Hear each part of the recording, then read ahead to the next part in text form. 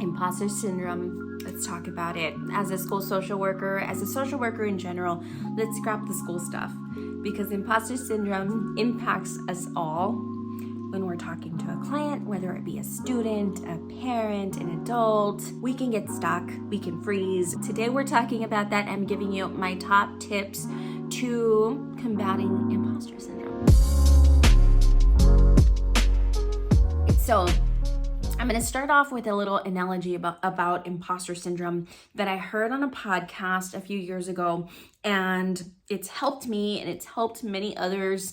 I did a whole live on this over on Instagram a few years ago. It is still up on my Instagram channel. Please check out those lives if you haven't already. I need to start condensing them into now like YouTube shorts or Instagram reels or something like that, because there's like valuable little nuggets. Some of my imposter syndrome stemmed from me being too young. I entered the field of social work at the age of 23. So I was really young, working with families and adults, court-assigned clients that did not want to see me. And honestly, I did have the thought that I was too young to do this work, that I didn't have the experience to share anything of value to these people. So what I needed to do then was I flipped. Instead of being afraid that I was too young, I led with my age. I called out the elephant in the room. I mentioned, I realize that I am young at this point, but also this gives me some insight into what your child may be going through. This gives me some insight into what has worked in the past and what hasn't. And back, when I was in school, I don't remember the term imposter syndrome, but I do know that it's kind of funny how imposter syndrome, you think you would go to school and then that little voice would just like go away. But in fact, it gets louder. It gets louder because we're doing something scary and different and new. We're stepping out of our comfort zone and practicing something now on our own, right? In grad school, we kind of have this cohort we're going along and doing these uncomfortable things with. And now we're all on our own, not to, I promise it's going to get better. Let's get on with the analogy. And that is imposter syndrome as that little voice, right? We know it's like a little voice in our mind that is telling us that we don't belong. Let's close our eyes. Stick with me. Don't tune out here because this is going to be very, very helpful. So imagine yourself walking into a party. It's a brand new space. You've never been there before. And as you walk in, the room kind of gets quiet. And you see people staring at you.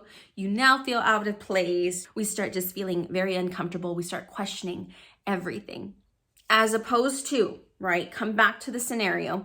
You walk into a strange, unfamiliar place. As you enter in, someone is there to greet you. Maybe you don't even know this person, but they're like, hey, come on in. Let me show you where everything is. Yes, there was this anxiety that was coming along with it as well, but it's quickly just subdued because you feel welcome.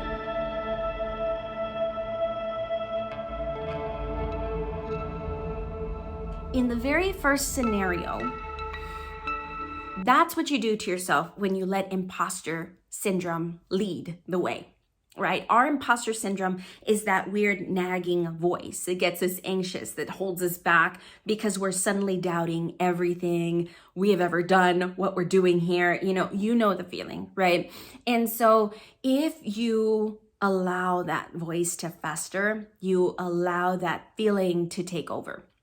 And nothing good comes from this feeling. What you need to do is welcome in your newfound expertise. As a social worker, you have 2 years of graduate studies under your belt and possibly a license. Hopefully you have your license, right? Especially if you're a title protected state, you need a license to get a job.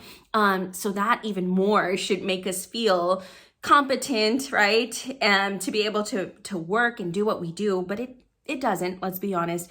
But what we have to do is invite our new expertise in. Make it feel welcome, acclimate it to your system, to your core. It is part of you now. You now have a different way of viewing the world. You have this expertise, right? You've gone through the hours of internships. You've gone through the studies, the textbooks, the lectures. You've done that. Acclimate it into yourself, welcome it in. As soon as you start judging it, you are gonna scare it away and you will just fester. You will just kind of sit and season in this doubt that you do not need to be in. That's the little analogy that I continue to tell myself whenever I do have hints of imposter syndrome, which we all do. I have as well. I can share my story of imposter syndrome maybe in another video. But in this video, before I go, I want to give you something tangible that you can use when you feel like you're getting that like deer in the headlights feeling within a session, because we've all been there. We feel like an imposter and then we freeze up and then we don't know what to say, or we're not in the moment listening to a client. Let's use the same analogy. Essentially, when we are the clinician in the room, when we're a social worker having a session, it's our session, right? We need to own that and we need to set the tone, right? Setting the tone means welcoming someone in, literally welcome your client in. Ask them where they want to sit, right? I always just give them that ability to choose, right? Always starting where the client is. Ask the client where they want to sit, have them take a seat, let them know the gist of the session and how that's going to go. You're setting the tone and letting them know how this therapeutic relationship is going to work.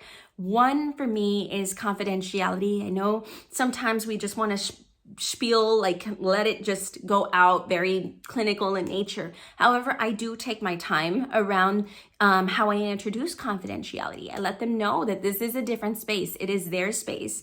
Anything they say in this space is going to remain between them and myself and the walls, and that is it. I do go over the 3 exceptions, and then I ask them if they have any questions, right? I let them know that I understand that I am a stranger and I don't expect them to open up with everything right away. In fact, if they did that, I would be a little bit concerned because we are strangers to each other, right? And if they have questions for me, they can obviously ask me whatever they want. I have the ability to either answer that question or politely decline and let them know and set a boundary, right? And model for them how you set boundaries and say, no, I'm not comfortable answering that question, and allowing them to do the same if I ever ask a question that is uncomfortable or too soon for them. Me working with students, adolescents, this is the way that I set the tone in my sessions. I feel like setting the tone sometimes helps me when I am freezing up or don't know what to say next, right? I use setting the tone in my longer spot technique that you may have seen here on YouTube. I am going to dive into my spot technique more, but if this was helpful for you, I'm going to link over to this video here. This is going to share the full technique and a little, I believe, like a link, right? Or you join my email list and then you get the full technique so you can practice it. I'd love for you to watch that next and then come back to this video, right? Let me know in the comments if this helped or if you have any other questions, and I'd love to answer. Until next time, I'm wishing you social work success. Bye, guys.